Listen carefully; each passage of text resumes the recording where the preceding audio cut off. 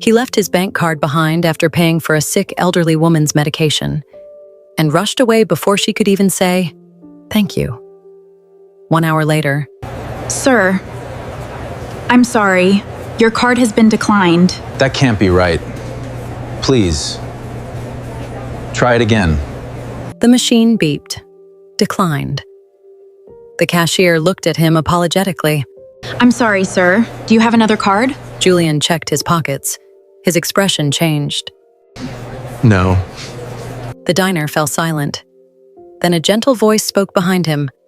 I'll pay for his breakfast. He turned. A young woman stepped forward, placed her card on the counter, and smiled. It's only breakfast. You don't even know me. I don't have to. Before he could thank her, she was already walking away. He didn't even know her name, but he already knew. He had to find her again. 1 hour earlier, Julian Mercer had exactly 11 minutes before the most important board meeting of the year. His driver was already waiting. His assistant had called twice. Every second mattered. He should have walked straight into his car. Instead, his attention was drawn to an elderly woman standing quietly at the pharmacy counter. She looked to be in her 70s. Her hands trembled as she counted the few crumpled bills and loose coins in her palm. The pharmacist offered her a sympathetic smile. "I'm sorry, ma'am. You're still $4 short." The woman lowered her head. "I understand. I'll come back when I have enough." She slowly reached for her prescription, trying to hide the disappointment in her eyes. Julian stepped forward. "Please don't put it back." Both of them turned to look at him. He placed his bank card on the counter. "Whatever she needs. Pay for all of it."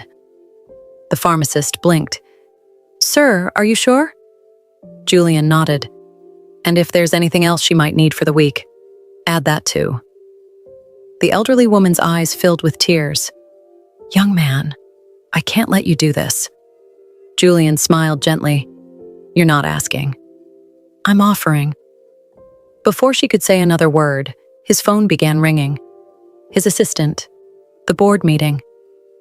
Julian answered the call as he hurried toward the door. "I'll be there in 10 minutes." Without another thought, he rushed out of the pharmacy, never realizing his bank card was still lying on the pharmacist's counter. By the time Julian Mercer stepped into the boardroom, every seat around the long walnut table was already occupied. A dozen pairs of eyes turned toward him, some impatient, some relieved. His assistant quietly slid a folder in front of him. "They've been waiting for you." Julian gave a brief nod. "Let's begin." For the next 2 hours, the room was filled with numbers, projections, and disagreements. One director wanted to cut funding for community outreach to increase profits. Another argued they should delay expansion until the following year. The discussion grew louder with every passing minute. Julian listened without interrupting. When everyone had finished speaking, he finally leaned forward.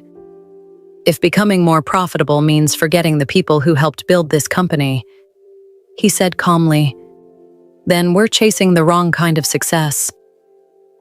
The room fell silent. No one argued after that. The meeting ended with a unanimous vote. As the directors gathered their files, one of them smiled. "I don't know how you do it, Julian. You always make the hardest decisions sound easy." Julian returned the smile. "They're never easy. They're just necessary." A few minutes later, he walked out of the building with his tie slightly loosened. His driver opened the car door. "Back to the office, sir." Julian looked out the window for a moment before shaking his head. "No. I need coffee first. And somewhere quiet." His driver nodded and pulled away from the busy financial district. Neither of them noticed that the bank card Julian had used at the pharmacy was still sitting on the pharmacist's counter. A few minutes later, the car stopped in front of a small neighborhood diner. Julian thanked his driver, stepped out alone, and walked toward the front door. The little bell above it chimed softly as he walked inside. Julian glanced around the small neighborhood diner before taking a seat at the counter. It was quiet, simple. Exactly the kind of place he came to when he wanted to disappear from the business world for a little while. "Just a black coffee, please," he said. As the cashier prepared his order, Julian let out a slow breath. The board meeting was finally over. For the first time all morning, his mind was beginning to settle. A few minutes later, the cashier placed a steaming cup of coffee in front of him. "That'll be $4, sir." Without giving it much thought, Julian reached into his wallet, pulled out a bank card, and handed it to the cashier. She inserted it into the payment terminal. A second later, the machine beeped, declined. Julian frowned. That can't be right. The cashier offered him an apologetic smile. "I'm sorry, sir. Let me try it one more time." She inserted the card again. Another beep. Declined. Julian reached for the card she handed back to him. This time, he looked at it. A quiet sigh escaped him. "Oh." A faint, embarrassed smile crossed his face. "This is my old card. It expired months ago." He slipped it back into his wallet, then searched for his usual bank card. His smile slowly faded. One pocket, then another. Nothing. That was when it hit him. He had left his active bank card behind at the pharmacy. The cashier looked at him sympathetically. "Do you happen to have another card, sir?" Julian shook his head. "I'm afraid I don't." For a brief moment, the diner fell unusually quiet. "I'm sorry," Julian said softly. "I honestly don't know how this happened." Before the cashier could answer, a gentle voice spoke behind him. "I'll pay for his breakfast." Julian turned. The young teacher who had been grading spelling tests walked over with a warm smile and placed her card on the counter. "It's only breakfast." "You don't even know me," Julian said. She smiled. "I don't have to."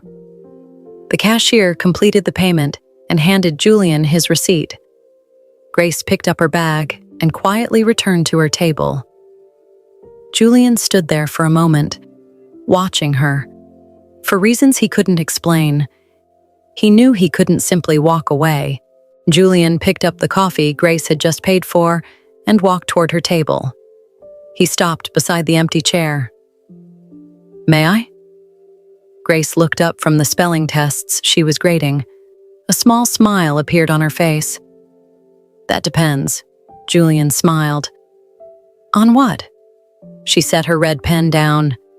"Are you about to spend the next 10 minutes trying to pay me back?" He laughed quietly. "No. I was actually hoping you'd answer one question." She folded the last spelling test and placed it neatly on the stack. "I'm listening." Julian looked at her for a moment before speaking. "Why did you help me?" "You didn't know who I was." "You didn't know if I deserved it." Grace shrugged gently. "I knew enough." He looked puzzled. She smiled. "You looked embarrassed. And you were trying very hard not to let anyone notice." "I've seen that look before." Julian frowned slightly. "You have?" She nodded. "I teach second grade. Children wear brave faces all the time. They pretend they're fine when they aren't. You learn to notice the things people don't say." Her answer caught him off guard. For a moment, he simply looked at her. Then he smiled. "I guess I owe you an explanation." "You don't owe me anything," Grace replied. "I know. But I'd like to tell you anyway." He wrapped both hands around the warm coffee cup. "This morning, I stopped at a pharmacy. There was an elderly woman who couldn't afford her medication. I paid for it and rushed to an important meeting. He shook his head with a quiet laugh. I was in such a hurry that I left my bank card behind. Grace smiled. So that's why you looked so confused. Julian nodded. I kept wondering how a simple cup of coffee had become the hardest thing I'd bought all week. That made Grace laugh. A real laugh. The kind that made Julian laugh too. For the first time that day, neither of them was thinking about missed meetings, declined cards, or the pressure waiting outside the diner. I'm Grace, she said, holding out her hand. Grace Miller. Julian took her hand with a warm smile. Julian Mercer. Neither of them realized it then, but what began with a $4 breakfast was quietly becoming the beginning of a story neither of them would ever forget. For the next 3 days, Julian told himself the coffee was the reason he kept thinking about that little diner. It wasn't. He knew it. On the 4th afternoon, his driver glanced at him in the rearview mirror.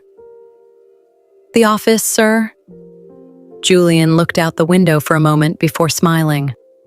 No. The diner. The driver chuckled softly. I had a feeling you'd say that. 20 minutes later, Julian stepped inside. His eyes instinctively searched the room. Then he saw her. Grace was sitting in the same booth by the window, surrounded by another stack of spelling tests. She looked up as the little bell above the door announced a new customer. The moment she saw Julian, a smile spread across her face. You came back. Julian smiled. I was hoping the coffee would be as good as I remembered. Grace laughed. I think you're giving the coffee too much credit. Probably. He walked over to her table. May I? She nodded toward the empty chair. I was wondering how long it would take. Julian raised an eyebrow. You were expecting me? Grace shrugged with a playful smile. Not exactly. But you looked like someone who still had a question or two. Julian laughed as he sat down. You know, I've negotiated billion-dollar contracts. I've spoken in front of thousands of people. But somehow, I was more nervous walking over to this table. Grace looked at him, amused. Good. That means you're honest. The waitress brought Julian his coffee without asking what he wanted. The usual? She asked with a smile. Julian nodded. Thank you. Grace noticed. You've already become a regular. I'm not sure that's a bad thing. For the next hour, they talked about everything except work. Grace told him about the little victories in her classroom. The student who had finally learned to read. The little girl who insisted on sharing half her lunch with a classmate every day. The boy who dreamed of becoming an astronaut, even though he'd never left the neighborhood. Julian listened far more than he spoke. There was something about the way Grace saw the world that made his own seem a little less complicated. And for the first time in a very long time, he found himself wishing the afternoon wouldn't end. Over the next 2 weeks, the little diner quietly became part of Julian's routine. Some days they talked for 20 minutes, some days for an hour. Neither of them noticed how naturally those afternoons had become the best part of their week.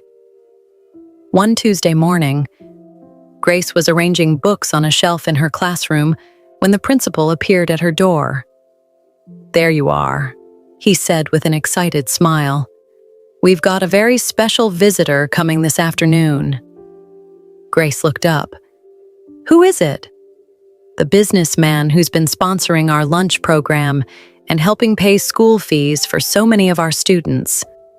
Grace smiled. The anonymous donor? The principal nodded. He prefers to stay out of the spotlight, but we finally convinced him to visit the children. I want every teacher in the assembly hall after lunch. Don't be late."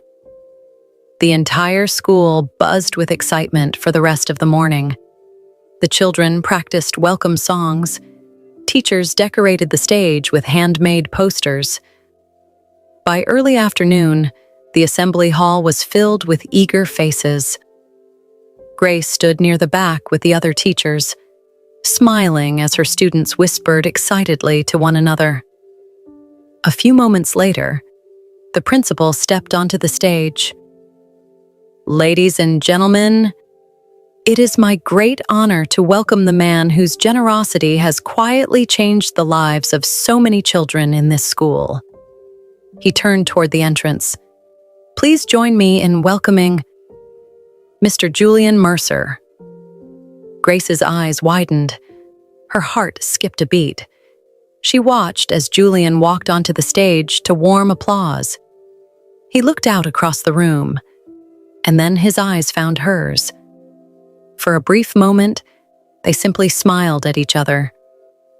When the applause faded, Julian stepped down from the stage to greet the teachers. As he stopped in front of Grace, she leaned in slightly and whispered with a soft laugh, "So, you're the billionaire?" Julian smiled, almost shyly. "Yes." Grace shook her head, laughing under her breath. "I never saw that coming." "I was hoping you'd get to know me first," Julian replied. She looked at him for a moment before smiling again. "I'm glad I did." For the rest of the afternoon, Grace watched Julian sit on the floor with her students, reading stories, answering questions, and laughing with them as though he had nowhere else in the world to be. It wasn't his success that impressed her. It was how naturally he treated every child as though they mattered. And in that moment, she understood why helping a stranger had come so easily to him. After the school visit, Julian didn't leave right away. While the principal spoke with a few guests, he wandered through the hallways, stopping to admire the children's artwork pinned to the walls. Grace eventually caught up with him. "I didn't know you enjoyed visiting schools this much," Julian smiled. "I don't." Grace looked at him, surprised. "You don't?" "I enjoy visiting this school." She laughed softly. "I think my students are going to be talking about you for weeks." "They're incredible kids." "They are," Grace agreed. "They just need someone to believe in them." Julian nodded. "That's why I started helping." Grace glanced at him. "What made you do it?" For a moment, Julian was quiet. "When I was a boy, there was a teacher who refused to let me give up. My father was always busy building the company. My mother passed away when I was young. But one teacher kept telling me I could become more than people expected." He smiled faintly. "I never forgot her. So when I was finally in a position to help, I promised myself I'd make sure other children got the opportunities I had." Grace's eyes softened. "I think she'd be proud of you." Julian looked at the classrooms around them. "I hope so." Just then, a little boy ran toward Grace. "Miss Miller, my shoe came apart again." Grace knelt without hesitation. "Let me see." The sole had almost completely separated. The little boy looked embarrassed. "I'm sorry. I tried to be careful." Grace smiled and gently squeezed his shoulder. "You have nothing to be sorry for. We'll figure it out." The boy hurried back to his classmates. Julian had watched the entire exchange without saying a word. On the drive back to his office that evening, he couldn't stop thinking about that little boy. The next morning, before the first school bell rang, several neatly packed boxes arrived at the principal's office. Inside were brand new shoes in every size for every child who might need them. There was no note, no company logo, no cameras. only a small card that read, "Every child deserves to walk into class with confidence." When the principal showed Grace the card, she smiled to herself. She didn't need anyone to tell her who had sent them. Some people measured wealth by what they owned. Julian Mercer measured it by the number of lives he could quietly make a little brighter. A few days after the shoes arrived, Grace found a small envelope waiting on her desk. Inside was a handwritten note. "Would you have dinner with me? No speeches, no business, just two friends getting to know each other. Julian." A smile spread across her face. That evening, Julian picked her up just before sunset. Instead of taking her to one of the city's most expensive restaurants, he drove to a quiet park overlooking a peaceful lake. A simple picnic had already been prepared beneath a large oak tree. Grace looked at him and laughed. "I thought billionaires were supposed to impress people with private chefs and rooftop restaurants." Julian smiled. "I've learned that the best conversations don't need expensive places." They spent hours talking as the sun slowly disappeared behind the trees. Grace told him stories about her students. Julian shared memories of building his company from long days, sleepless nights, and countless setbacks. For the first time in years, he spoke about his life without anyone asking about profits, investments, or business deals. When the stars began to appear, they walked slowly along the lake. Neither of them seemed in a hurry for the evening to end. Julian finally broke the comfortable silence. "Can I tell you something?" Grace nodded. "Of course." He looked out across the water before speaking. "The morning we met, I thought I had lost my bank card, but I realize now I found something much more valuable." Grace smiled. "What's that?" "A reminder that kindness still exists, that people still help strangers without expecting anything in return." He turned to face her, and that one small act of generosity can change someone's life. Grace looked at him for a long moment. "I almost didn't pay for that breakfast." Julian looked surprised. "You didn't?" She shook her head. "I was tired. I'd had a difficult week. For a second, I told myself someone else would help." She smiled softly. "But then I remembered something my father used to tell me. If you have the chance to be someone's answer to prayer, don't walk away." Julian's eyes filled with admiration. "I'm very glad you listened to him." Grace reached over and gently took his hand. "So am I." As they continued walking beneath the evening sky, both of them knew something had quietly changed. Neither of them had said the words yet, but sometimes love begins long before anyone is brave enough to name it. Several weeks later, the school gymnasium was filled with laughter. Parents, teachers, and children had gathered to celebrate the opening of a brand new learning center, funded entirely through the Julian Mercer Foundation. There were no giant banners with Julian's name, no grand speeches praising his generosity, just children excited about their new library, computers, and classrooms. Grace stood beside him as the ribbon was cut. She looked around at the smiling faces. "You've changed so many lives." Julian smiled gently. "They changed mine first." Grace looked at him. "What do you mean?" He chuckled softly. "If I hadn't forgotten my bank card that morning, I never would have walked into that diner. If I hadn't walked into that diner, I never would have met the woman who reminded me what kindness really looks like." Grace laughed. "I only bought you breakfast." Julian shook his head. "No. You reminded me that generosity isn't measured by how much we give. It's measured by the love behind it." For a moment, neither of them spoke. The sounds of children laughing echoed through the building. Julian turned toward Grace.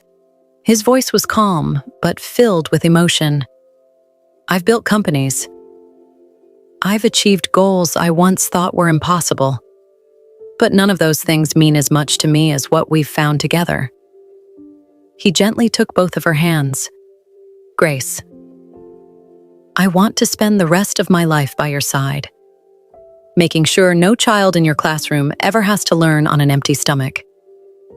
Tears gathered in Grace's eyes. She smiled through them. "I'd like that very much." She slipped her hand into his. No rings, no elaborate proposal. Just two people who had discovered that the greatest love stories often begin with the smallest acts of kindness. As they walked through the school together, children ran past them laughing, their hopeful voices filling the halls. It was a reminder that kindness has a way of multiplying. One forgotten bank card, one $4 breakfast, one simple decision to help a stranger, and two lives were changed forever. Before you go, I'd love to hear from you. Do you believe one small act of kindness can truly change someone's life, or even lead to a lifetime of love? If you were Grace, would you have paid for a complete stranger's breakfast without knowing who they were? Share your answer in the comments. I read them all, and I'd love to hear your thoughts. And if this story touched your heart, please take a moment to like this video, subscribe to the channel, and share it with someone who still believes kindness can change the world. If you're looking for even more unforgettable billionaire love stories, I've put together a special collection of 5 heartwarming billionaire romance stories that readers have been enjoying. You'll find the link in the description below. Thank you for watching, and I'll see you in the next story.